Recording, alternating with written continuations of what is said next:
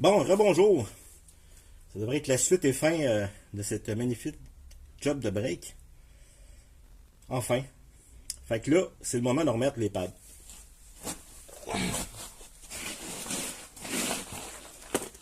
De remettre les nouveaux pads. Bon, il existe différentes écoles de pensée là-dessus. Les avertisseurs, généralement, on est supposé les changer à tous les fois.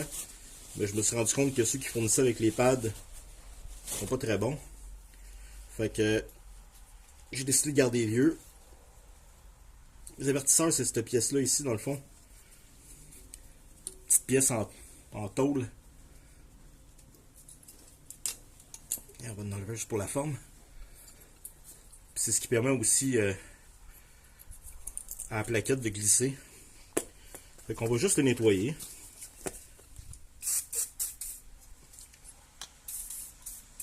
À l'huile pénétrante. Ou au brake cleaner.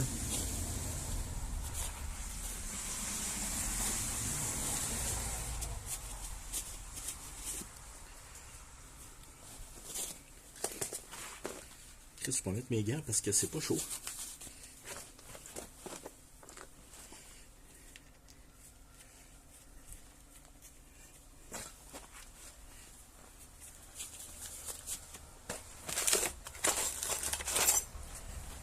Là, je viens de faire la pire chose que j'aurais pu faire, c'est-à-dire me mettre les doigts sales directement sur le pad.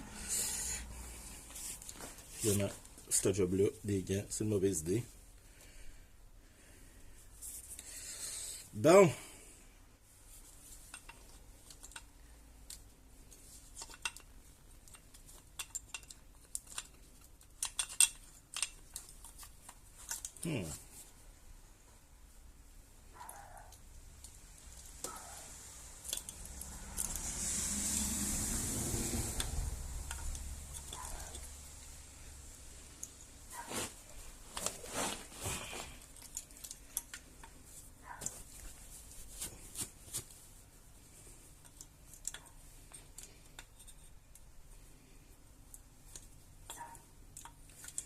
Il fait frette. J'ai pas de dextérité. De base, fait qu'imaginez quand il fait frette.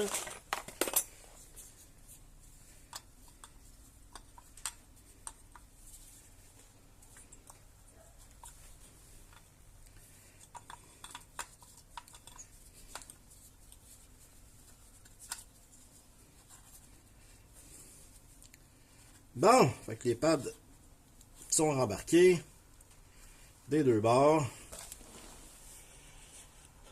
Fait que là, ce qu'il va rester à faire, c'est premièrement de rentrer le piston. Je vais remettre mes gants pour me geler les mains.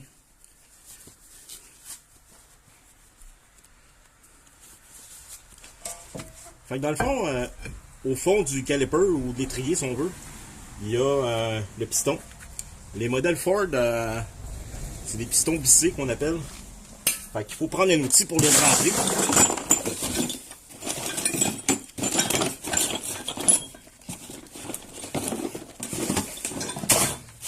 J'ai acheté un beau petit kit universel d'Amazon. Je vais vous mettre le lien probablement d'ailleurs dans la vidéo pour que vous puissiez aller l'acheter si vous en avez besoin. Et ainsi supporter la chaîne. Si vous utilisez un de mes liens de vidéo, vous, dans le fond, passez sur mon compte Amazon Associate et je reçois une ristourne sur l'achat. Vous, ça vous coûte absolument rien de plus. En passant. Puis avec la ristourne sur l'achat, ben j'achète d'autres cochonneries pour continuer à faire des vidéos. Des outils. Ce genre de choses-là. Fait que dans le fond, hein, l'outil est en plusieurs parties. Il y a la plaquette. Oh, j'ai déchiré la tête. Il y a la plaquette qui rentre en arrière comme ça en prise. Comme ça. Puis il y a la tête, si on peut dire. Bon, évident.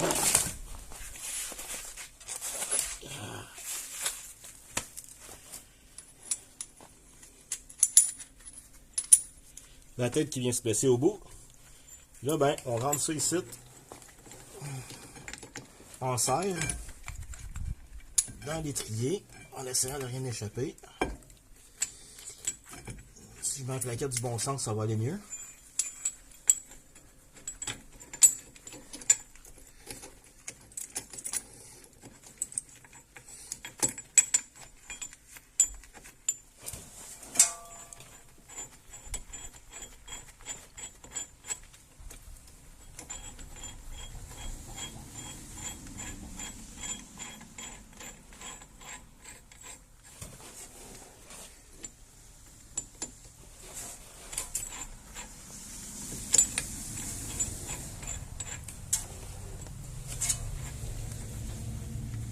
Bon!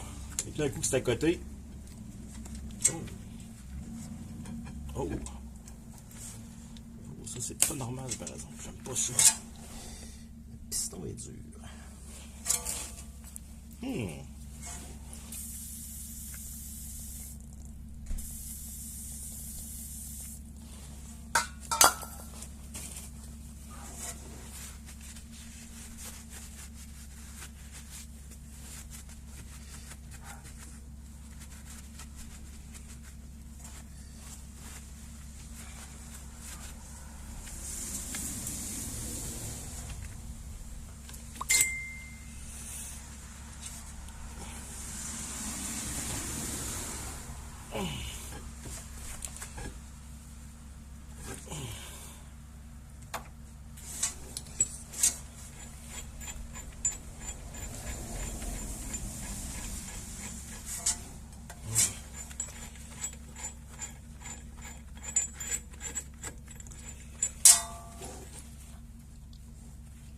Il faut remettre en tension la bolte à chaque fois. Si on veut pas que ça glisse.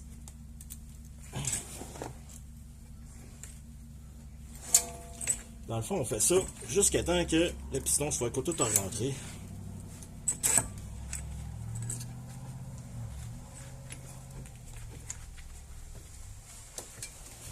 Puis là, quand le piston va être tout rentré, ben, on va pouvoir venir mettre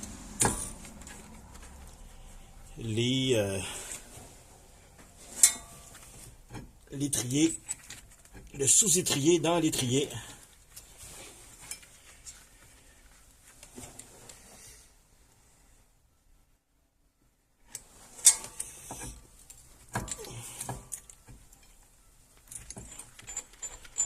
Puis on va mettre l'étrier à sa place.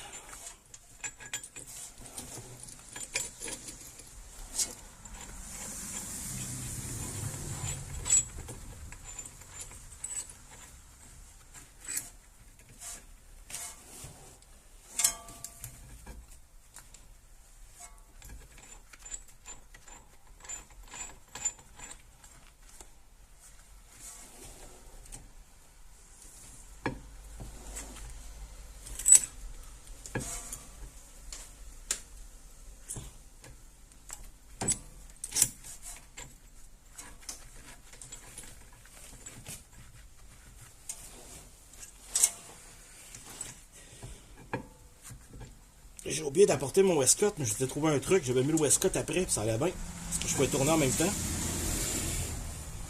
Puis là, il est en dedans. Ça ne me tente pas nécessairement de rentrer.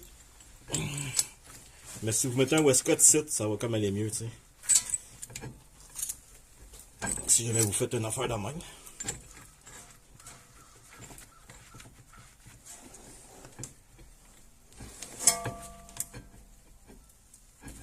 Oh!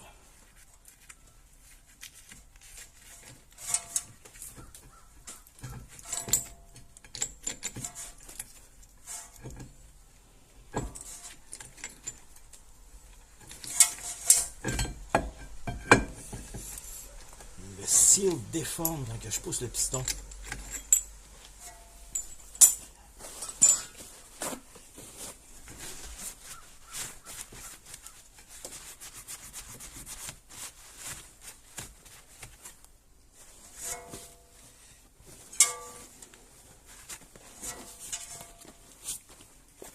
J'espère que ça coule pas d'huile, ça.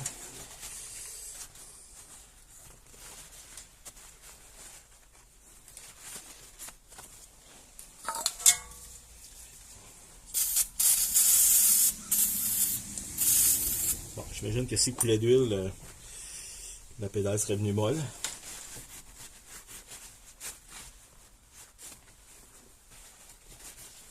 Il a fallu que je rajoute de l'huile à break.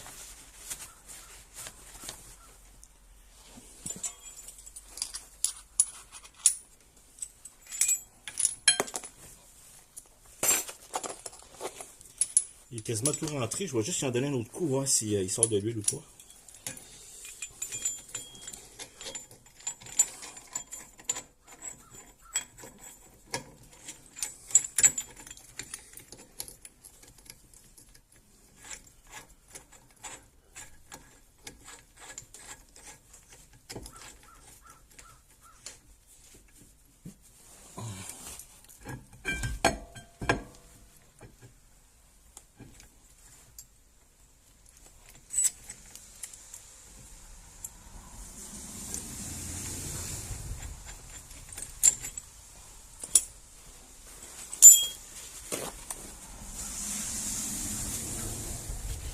Non, ça n'a pas l'air à couler. Ça n'a pas l'air à couler. Mais d'après moi, dans pas long, ça risque de prendre un piston aussi.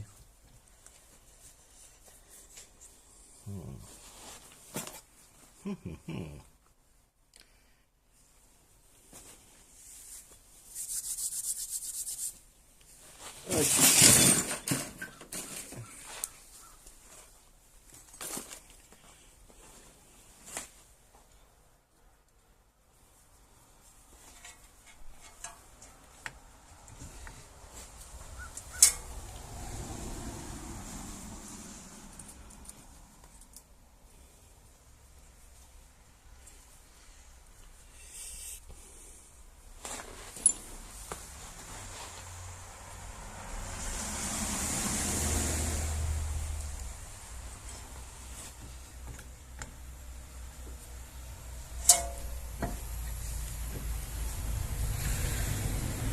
Ah non, parfois je la rentre encore un peu.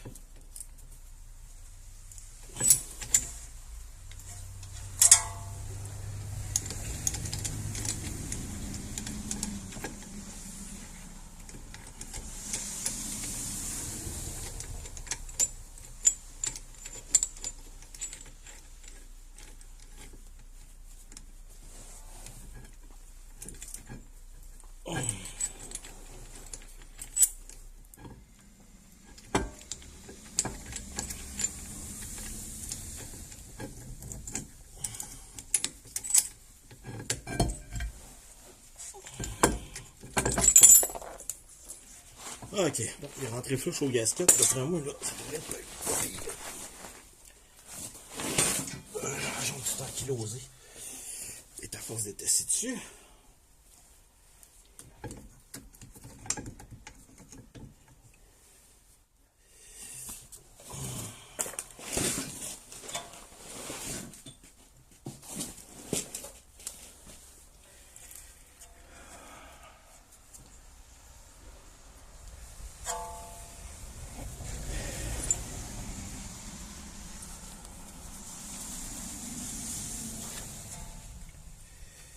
La première journée, c'était beaucoup plus agréable. Il y avait du soleil. Il n'y en a plus de soleil. Petit. Petit le soleil.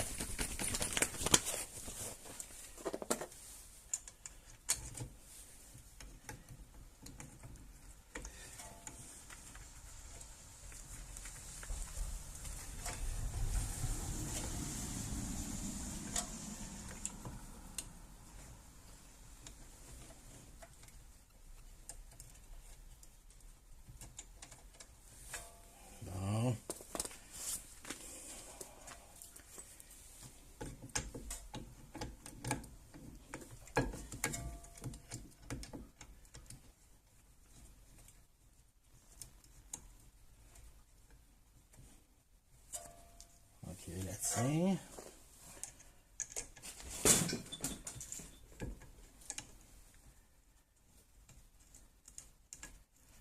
OK. Bon, les bolts sont rentrés à leur place. Maintenant, ça prend la clé à rochet, plus communément appelée un ratchet. Ça, c'est la 15 mm.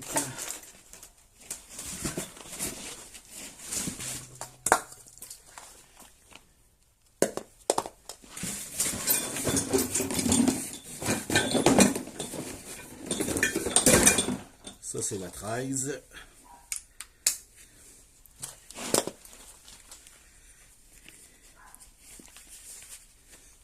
Puis ça prend aussi les 15 mm. On va les rentrer ici pour le tenir. Et après ça, on visse.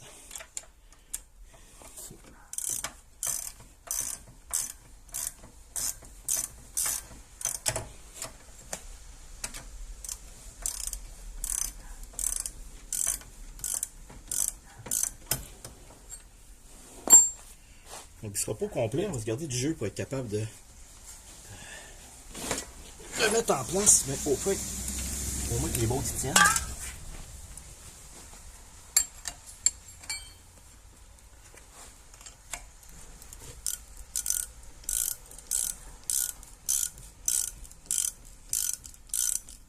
OK.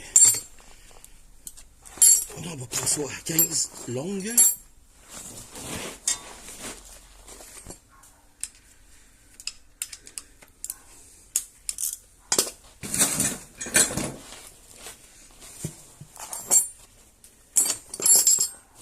Ben oui, Charlot. Charlot, c'est le chien.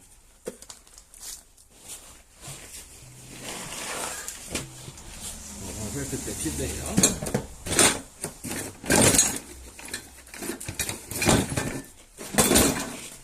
OK, l'autre botte de 15.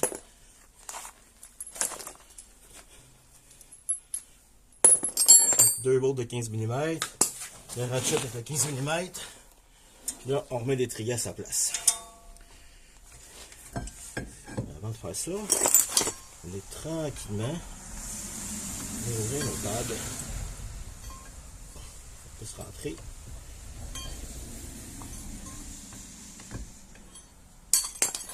Dans le rotor.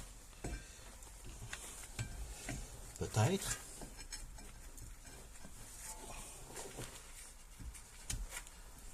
Ouf, c'est serré. Ça, c'est bizarre.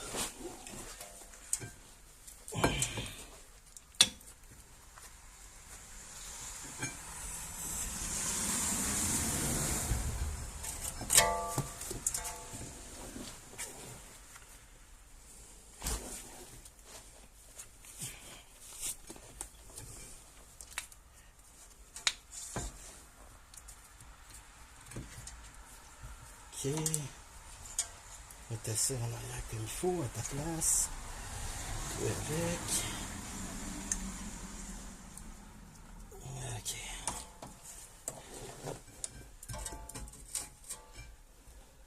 What the fuck? C'est shit. Il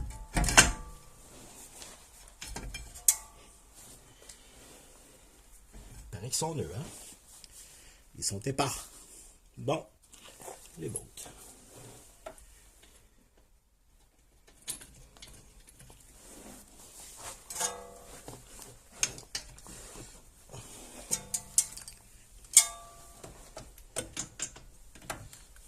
C'est bon. On va recommencer la clé. Là, je suis en envers. Ça veut dire que si je veux visser, je m'en aille par là. C'est con, hein, mais c'est parce que c'est ça, c'est en envers.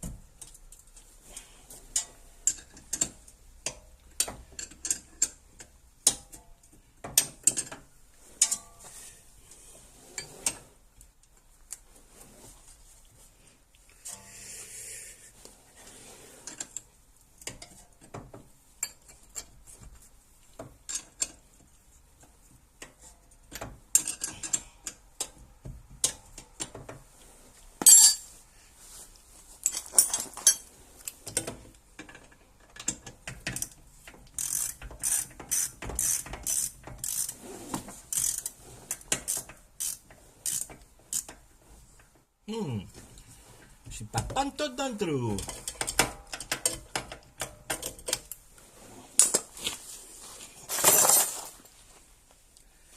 On va essayer de les placer en bas en premier, ouais.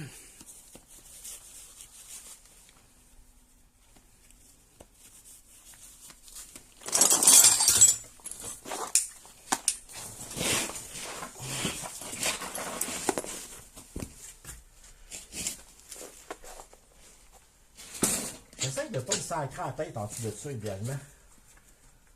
Parce que, ben, c'est pas un setup de garage, hein. Puis, j'ai pas d'expérience de travail en mécanique en tant que tel, mais j'ai travaillé au pied de l'entrée de garage, hein, et je viens de pogner de crampe. Ah, magnifique. Je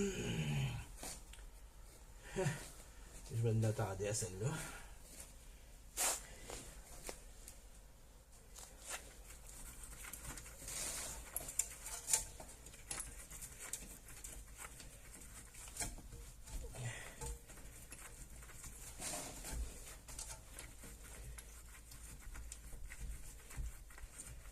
Je suis en train de dire que j'ai pas d'expérience en mécanique en tant que tel, mais j'ai été aux pièces puis comme aviseur à plein de places, puis j'ai vu des affaires arriver quand même une couple de fois d'affaires tomber. Et depuis ce temps-là, ben je me watch un peu plus, disons. Heureusement, personne n'est jamais mort, mais il y a une fois où ça aurait crispement pu arriver, disons. Le gars, il a été très chanceux de ne pas mourir et foirer en dessous d'un livre.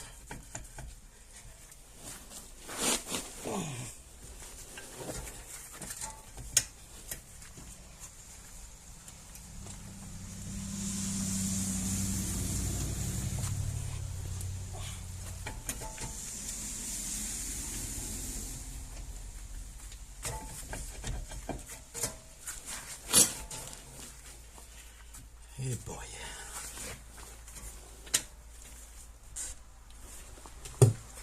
Ce côté-là est vraiment plus chiant que l'autre. Mais vraiment.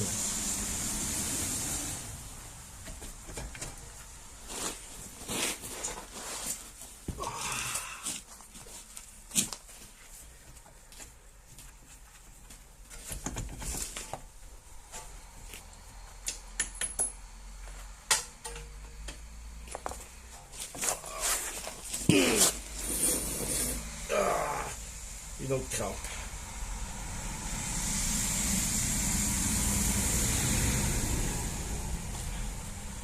Disons que je travaille dans toutes sortes de crises de position que mon corps n'est pas habitué.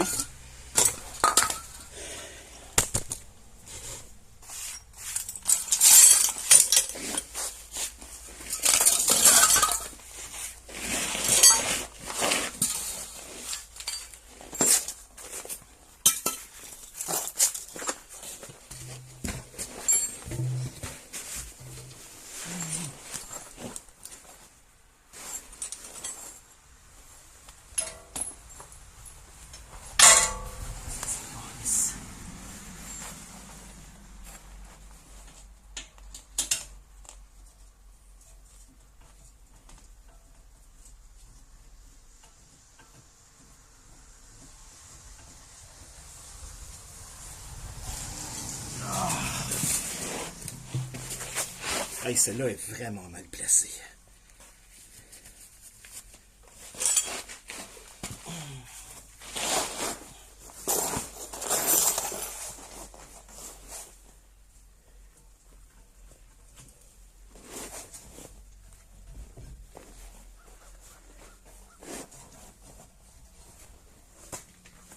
Je suis en train de me poser la question. Si à un moment donné, ils vont faire des galipers avec du poêle autour. Parce que pas capable de la rentrer dans le trou.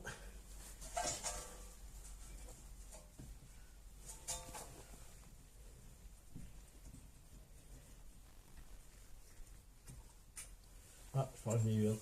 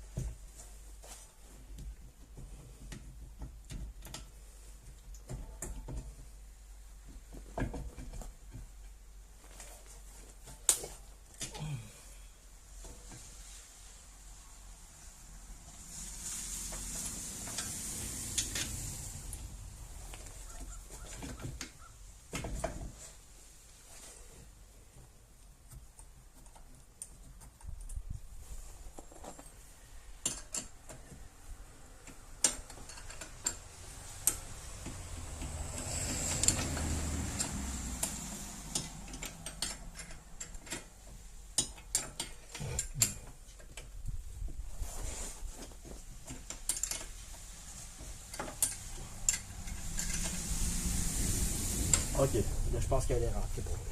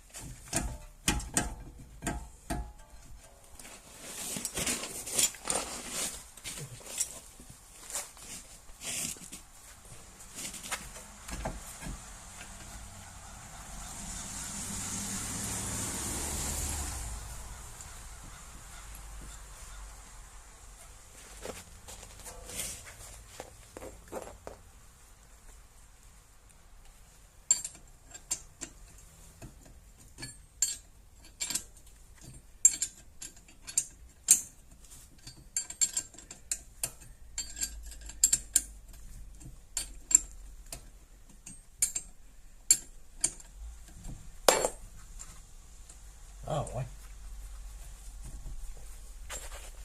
Et ouais.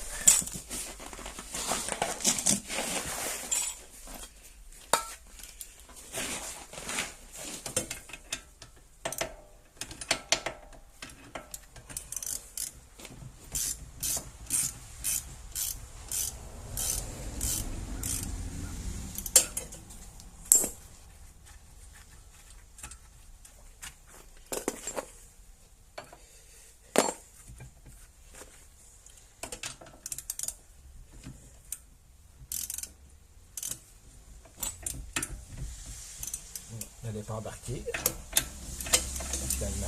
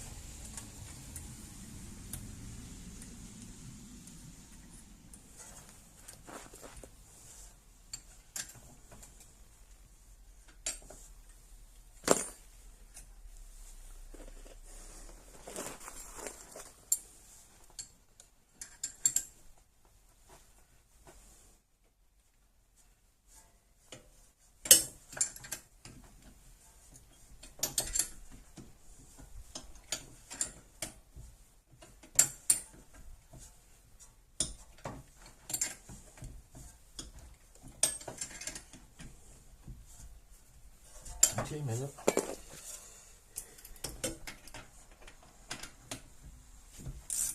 Ah. C'est sûr que si je dévisse...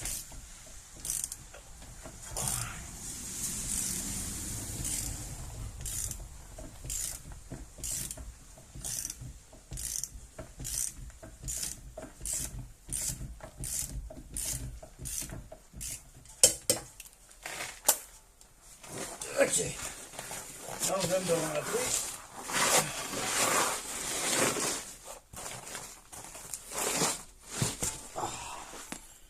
L'autre à cette heure.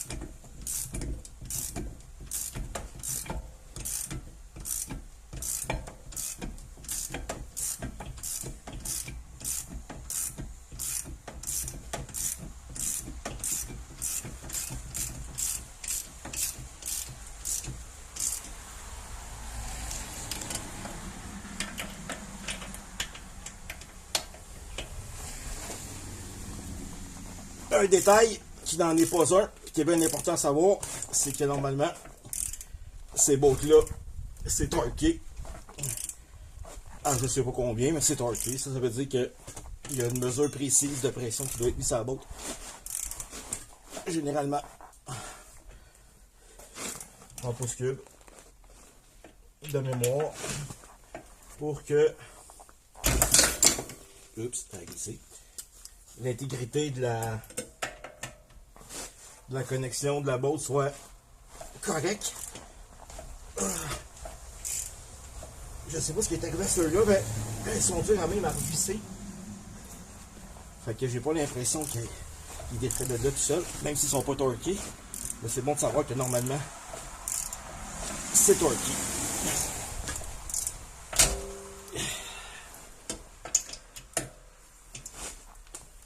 Ça devrait l'être avec une clé dynamométrique qu'on appelle communément en bon québécois un torque wrench.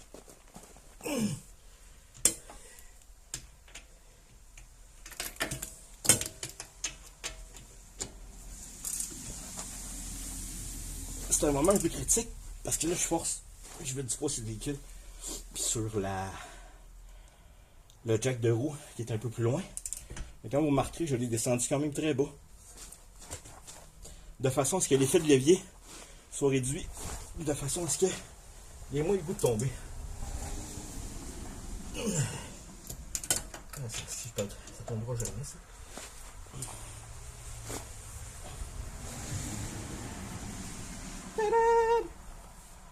C'est fait.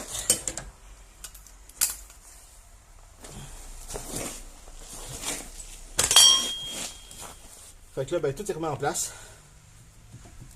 Non, c'est pas vrai. Lol. Oupsie. Il reste à visser les bottes du haut comme ça.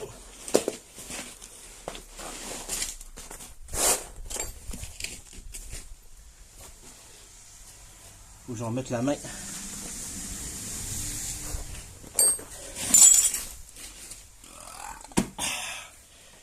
Sur ma botte, que dis-je, le socket numéro 13 qui flotte en quelque part dans les affaires, hein, le bloc.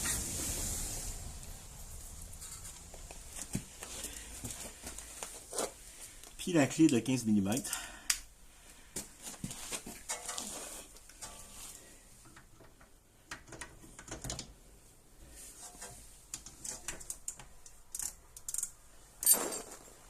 Là, ici.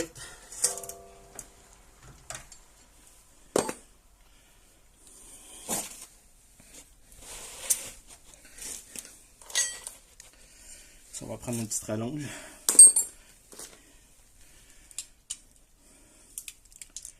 Parce que ça passe pas.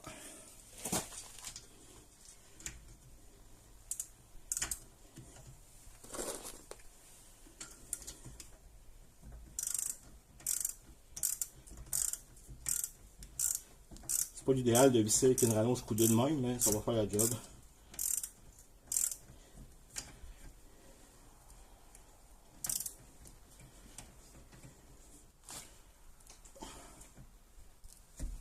Ça aussi, en passant, c'est supposé d'être coudé.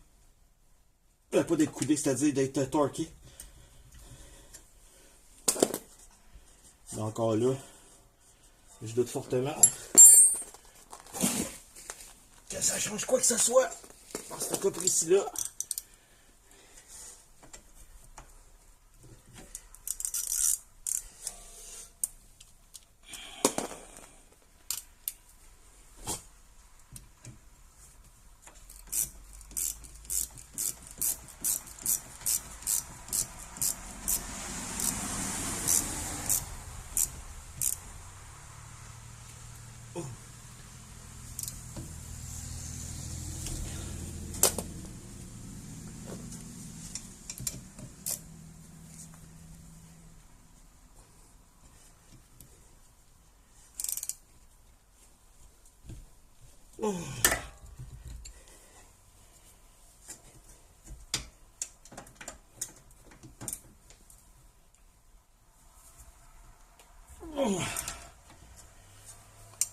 Bon, là c'est vrai que c'est fini.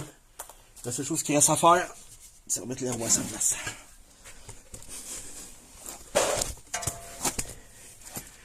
Ah ben ça filme encore.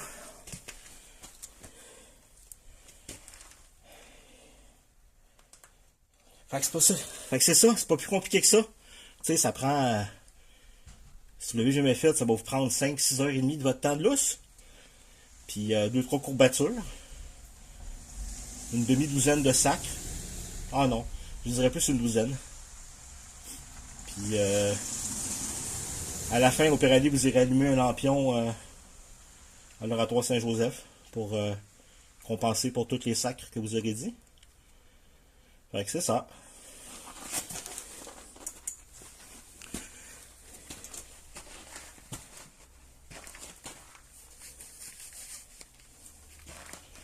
Fait que c'est aussi ça un peu la van life ou même la van life à temps partiel.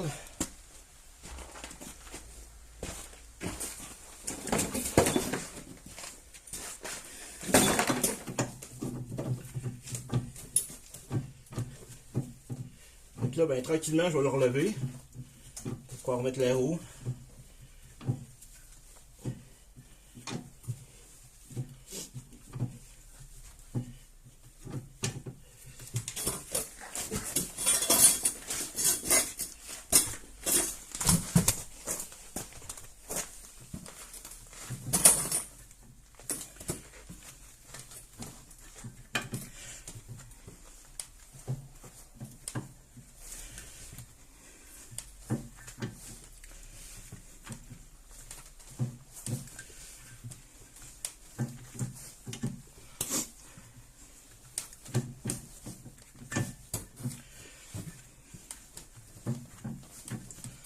J'ai commandé les Rare Sway Bar Link Kit. Dans le fond, composant qui est situé derrière le système de frein qui tient, qui est comme tient la barre stabilisatrice, qui fait un knock-knock pas de temps en temps d'un côté. Okay. Un autre 34 piastres de stock d'Amazon d'investi.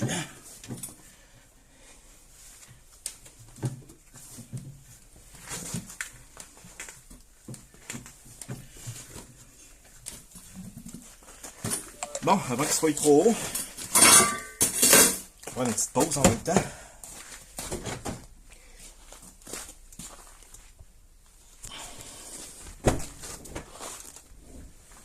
déplacer le moteur de sa place.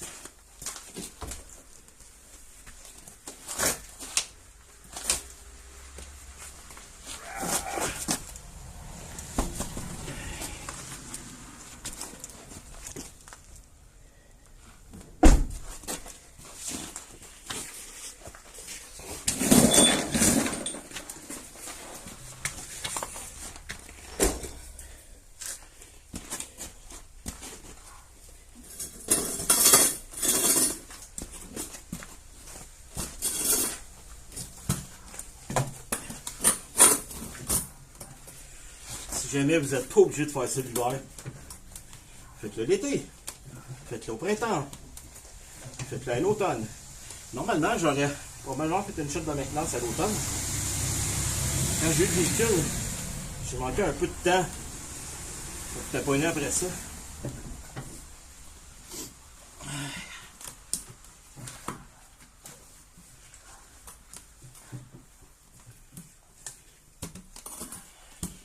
Aïe.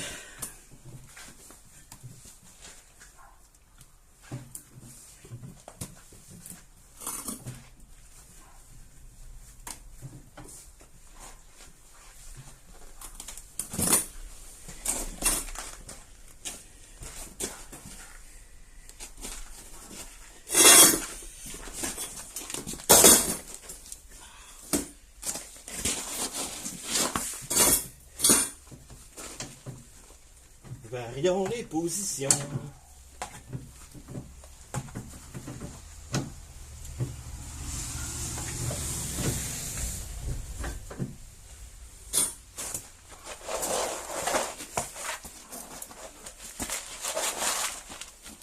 J'ai été chanceux jusqu'à maintenant de ne pas pogner des hémorroïdes.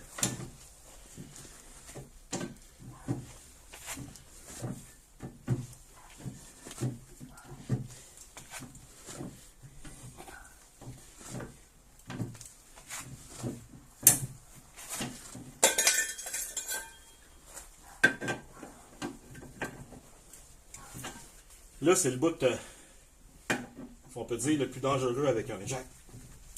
De même. C'est-à-dire que plus que le truck est haut, plus qu'il y a de chance de tomber. À cause de l'effet de swing.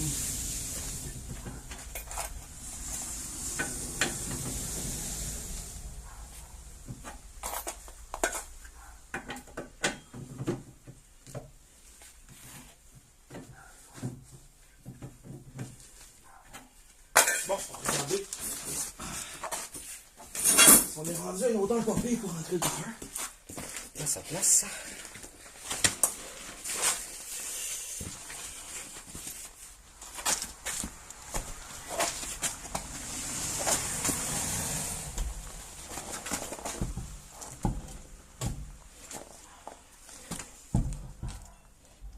Et pas pantoute, il manque genre un pouce et demi.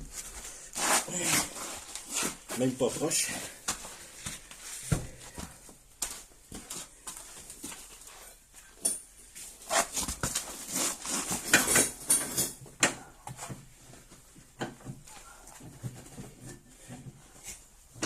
Fait que les pièces de la base stabilisatrice sont supposées de rentrer après-midi. C'est pas ce côté-là qui a besoin d'être remplacé en premier, c'est l'autre bord. C'est l'autre bord que ça cogne. Je ne sais pas si tu vas faire les deux en même temps ou... Je vais pas attendre qu'il fasse plus chaud pour faire l'autre. Les deux, c'est du préventif. Il y en a un qui serait du préventif, mettons, plus urgent. Parce que ça cogne et c'est fatigant quand tu roules. Puis ce côté site, c'est vraiment parce que tu as qu'à l'avoir et que c'est vendu en paire, on va le faire.